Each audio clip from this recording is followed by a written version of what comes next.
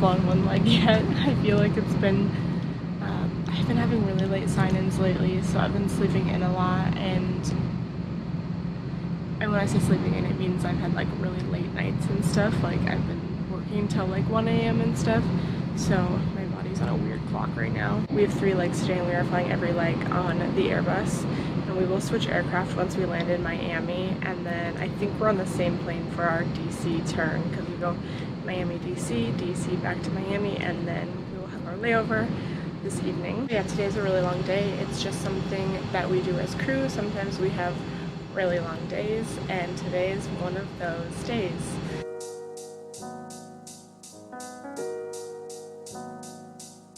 I survived the long day, and I'm actually in the same hotel that I was in a couple weeks ago when I did my other long Miami layover. Here's a little view of the room. It's a little smaller than I had last time, but it still has a very large closet area. I already hung up my bag. And then the bathroom again is so small. And then this nice area right here. And look at this. That's really awesome. But yeah, I survived the long day. It really wasn't as bad as I thought it was gonna be. I thought I was gonna be so exhausted, but I'm not too bad. But I was so bummed because when we got into Miami, we were delayed. So everyone was kind of rushing to get off, and this girl who was sitting by my seat, who was also an executive platinum, crew member calling, right? Crew member thought he forgot his charger.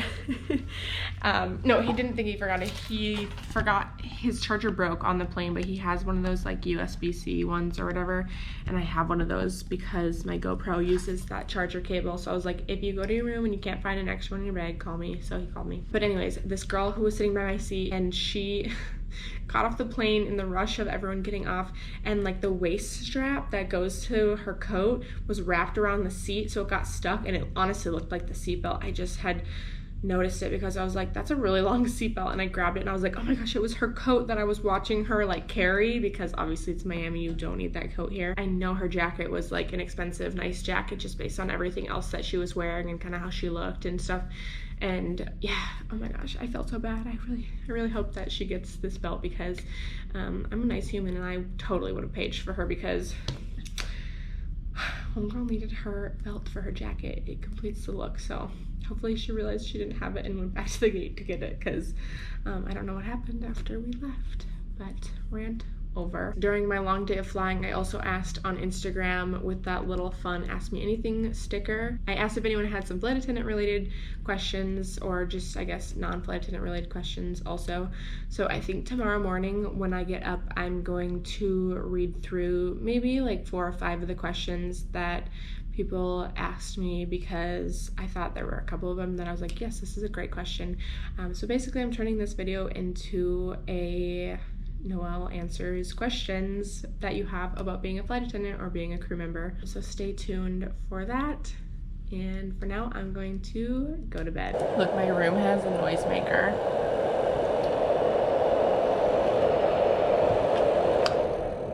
I don't think I've ever been in a hotel room that has a noisemaker like that, but I was pretty grateful for it last night because they were doing construction or something outside of my room, and you could just hear like this big truck moving back and forth and back and forth, and I literally was so annoyed by it last night, but I put that noisemaker on and it was awesome. It's actually a similar view, just a lot more floors down than I was last time I was here. That same cool building, and yeah, the fake balcony, which I think used to be a real balcony, but I'm assuming they stopped using it as a balcony for various reasons.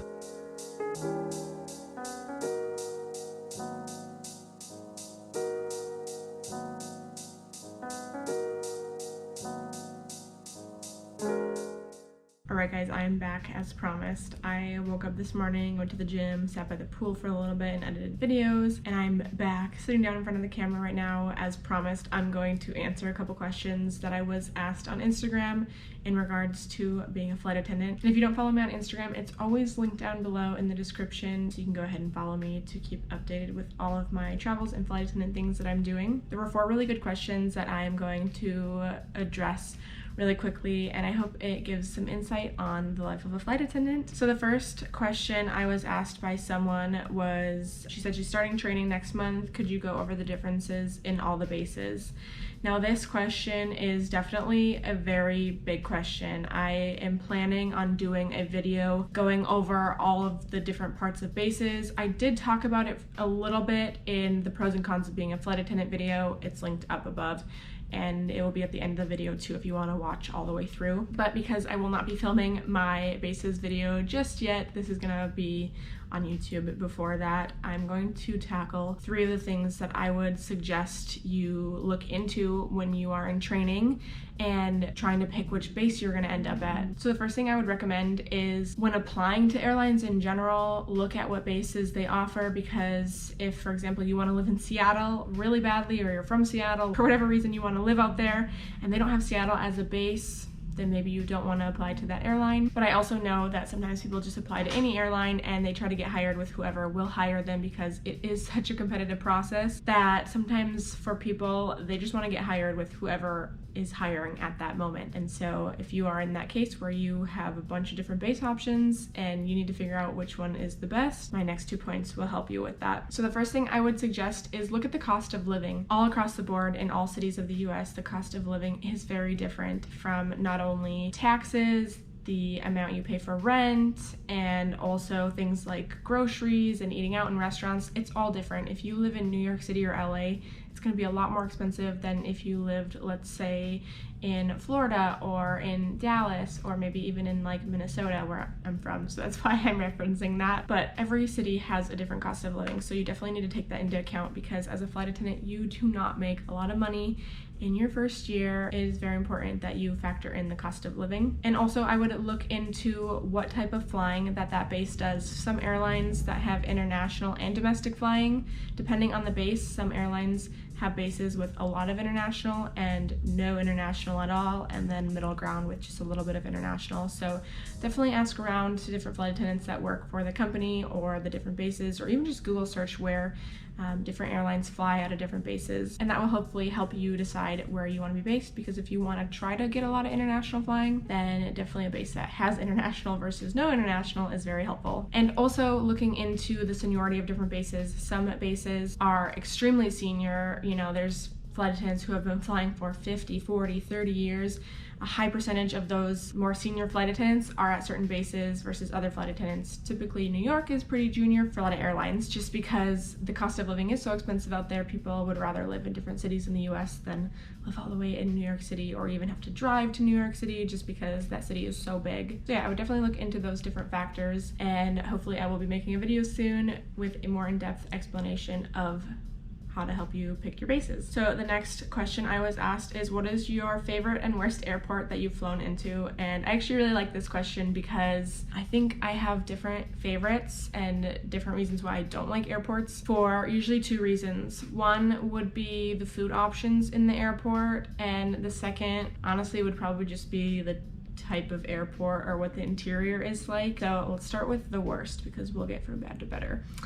So the worst airport that I think there is to fly into, I mean, there's some really bad ones, but in my opinion, one of my least favorite ones is LaGuardia, and I'm not the only one that thinks this, because just the airport in general is really like thumbs down, not very nice. It's really small. A lot of the food options that are the better food options are actually outside of security, depending on which terminal you're flying in and out of. And so that one's just like no bueno, like not a good airport. Just the interior is really junky, and they also just got a Starbucks recently, so I think that's pretty crazy that they didn't have a Starbucks. Not that that's the only coffee company in the world, but I know it's like, you know, it's a popular one. People really like Starbucks, and don't be offended if you don't like Starbucks. I know some people don't, but I just think that's so funny that they didn't have a Starbucks until recently. But I might be wrong, they might have had one, but it was outside of security. But just recently I remember seeing signs that it was like now opening, like maybe a year ago or so. Another airport that I don't love would probably be Miami. I just feel like every time I go through Miami, I get asked so many questions by passengers, and it was funny because when I began flying, I would get asked all these questions, and I was like, I'm not based here and this is my first time here, so I really don't know how to answer that question. If you are in an airport and you're going to ask a flight attendant a question, start with a disclaimer of, hey, you might not be based here. you might be new here. Do you know the answer to this question though? Every time people ask me questions, it's funny because most of the time I'm like, no, I've actually never been here before.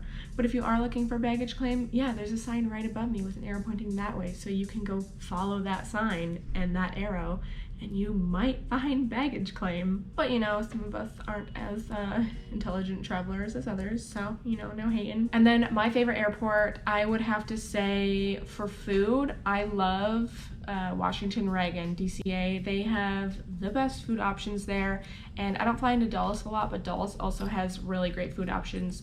They have a Chipotle inside of the airport, so huge. I also really like Dallas, even though I know I will get so much flack for saying that, but I really like Dallas. They have great food options, but that airport is massive, and I've heard it's the same size as Manhattan, like the island of Manhattan. I think Dallas might even be bigger than the island of Manhattan or something. It is just a huge airport, but they have really good food options. It's just not very fun to have close, tight connections in that airport. My other favorite, I'm trying to think if one, I like the aesthetic of it. Phoenix, no. LA, no. Portland, okay, food. Charlotte, no.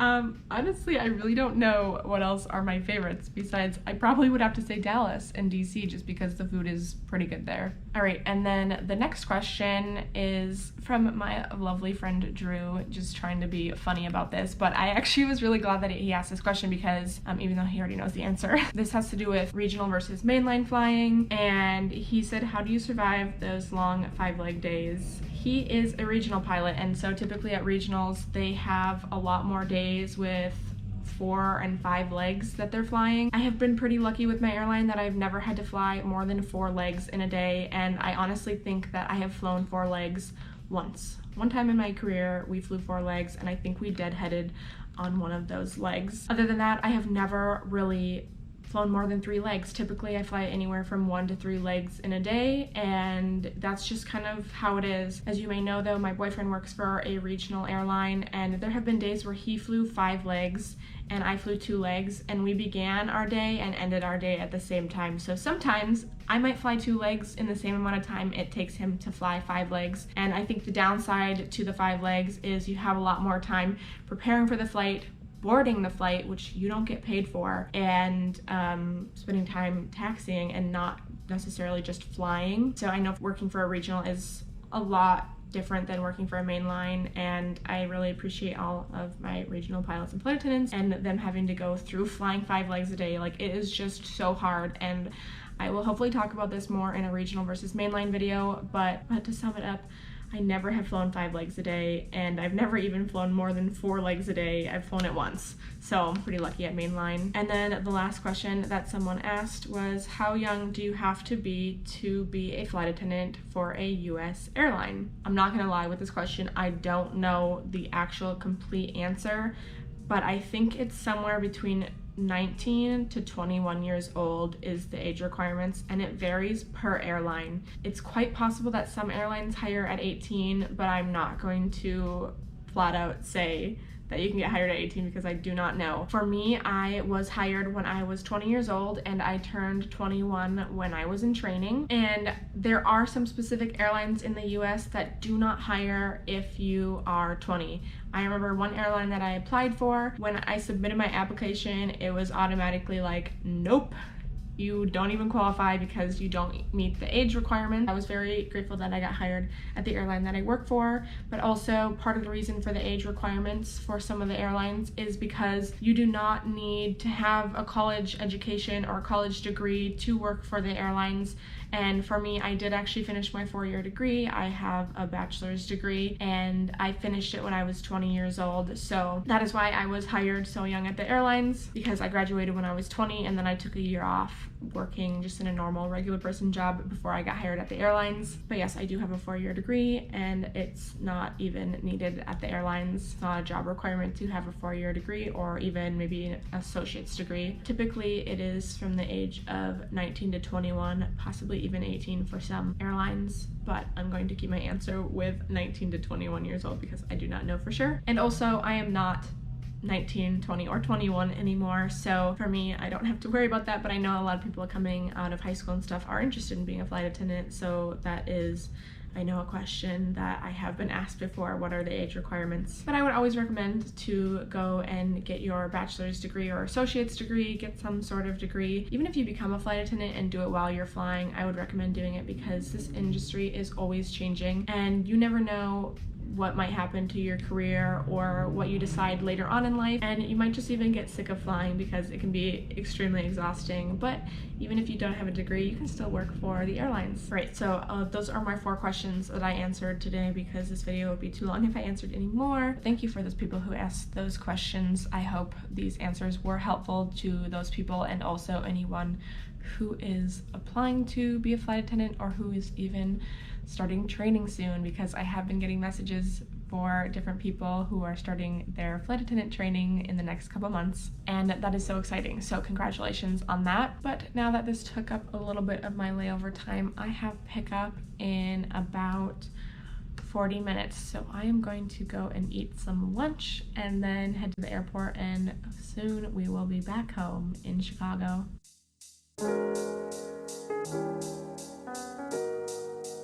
You guys, I just got into my apartment and it is 11:46. We were scheduled to be landing in O'Hare at 11:51.